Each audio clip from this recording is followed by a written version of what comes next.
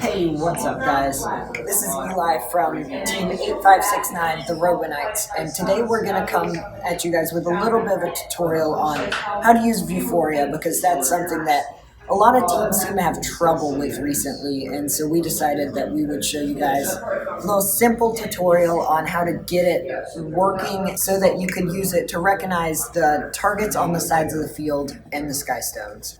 We're going to start, we have a robot right here, and this is kind of our assumption of what most teams that might watch this tutorials, robots might look like. We have some motors on it, we're assuming that you already have a hardware map that works and you have everything plugged in. So everything works, you just don't have a camera yet. What we're going to start by doing is we're going to start by showing how you need to hook up your camera, because that's something that at least our team didn't really understand at first, because most people just have a cord going straight to their rev hub, and for a camera you actually don't do that. You're going to need a USB hub. Most people recommend a powered USB hub for cameras. We don't have one yet. We just have some mono-price USB hub. It works fine for us, but we will get a powered one because they can be more consistent. So you're actually going to plug the cable going to your rev hub into your USB hub and plug that into your phone. So simply like this. So now we have phone to USB hub to rev hub. And then we have our camera over here. Ours is already mounted. Yours might not be. And you plug that into the USB hub as well. So now we have phone to USB hub to rev hub to camera from the split. So now what we gotta do is we gotta go into the hardware map. So as most of you know, go configure robot. Right now we've got a hardware map with no camera on it. We can go in, we've got all our motors and things. But what you've got to do in order to get the camera is it's actually not inside of here where most of your things usually are, which leads to your rev hubs. You actually go one step further back than that where you see it, because when we look back at our USB hub, we can see that it's actually not down this branch that goes to our rev hub.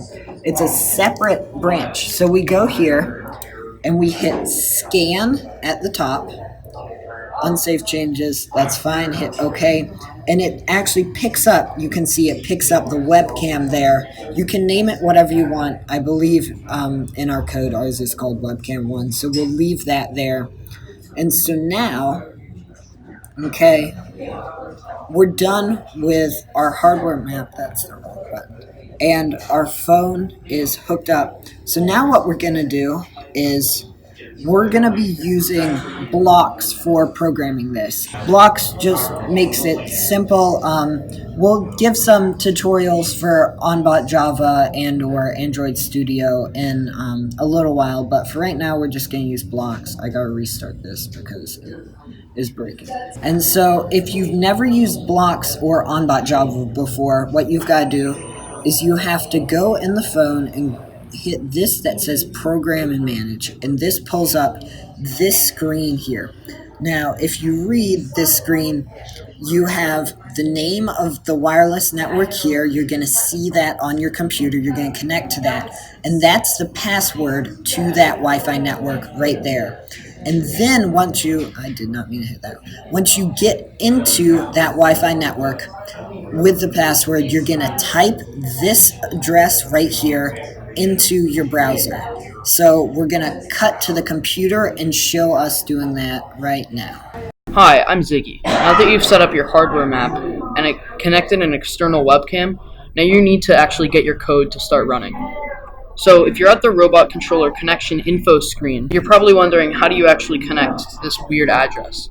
Well, you actually first need to connect to your Wi-Fi direct. So let's go here and let's connect. There is a passphrase, so let me enter my passphrase and wait while it actually associates. So now that we're associated with the network, we can now enter the address that it gives us. So in my case, it is this. It might be different for you. So now we need to connect. So now what we need to do is we're going to go to blocks, and we're going to go to create new op mode, and we want to go to a sample. So we're going to go to concept Vuforia nav skystone webcam. This is assuming that you have an external camera. We'll just call it sample code, and we'll create it.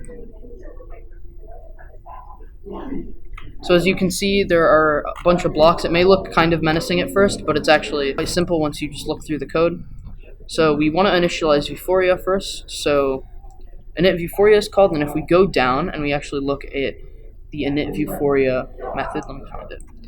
We initialize the Vuforia instance with our external camera. So we have webcam 1, so that's the external webcam that you have connected to your hardware map. So now what we do is, now that Vuforia is initialized, it will continue and it will basically wait for start, and once you actually press play, it's going to look and see if the target is visible with the name of this trackable object. So in this case it's stone target, so if the stone target is actually visible, it is going to process the target, and it's going to do an else if. So if this one's not visible, it's going to go to this and process the target. And if we go down, if there's no targets visible, it's going to say that no targets are visible. And if we go down to process target, it is going to actually print out what target is being detected. And we even have some localization code. So we have an X, Y, and Z that it can print out if we're looking at the correct things. And that is your Vuforia op mode. Thanks you for watching. I hope you enjoyed my video and me and Eli's video and our tutorial on how to use Vuforia. And next we're going to show you it actually functioning. Yeah. Okay. Zach, thank you to Ziggy for showing us how the code works. Right now I'm going to show you how to run the code. So we have our phone with our code set up. Our robot is currently working, and we've got our Logitech C270 camera set up. So I'm going to start the code here, and I'm going to use this vision target to find as the example. So if you look here on the phone, you can see that it has detected the red perimeter 1, and it gives you an X, Y, and Z coordinate as well as a Z rotation coordinate.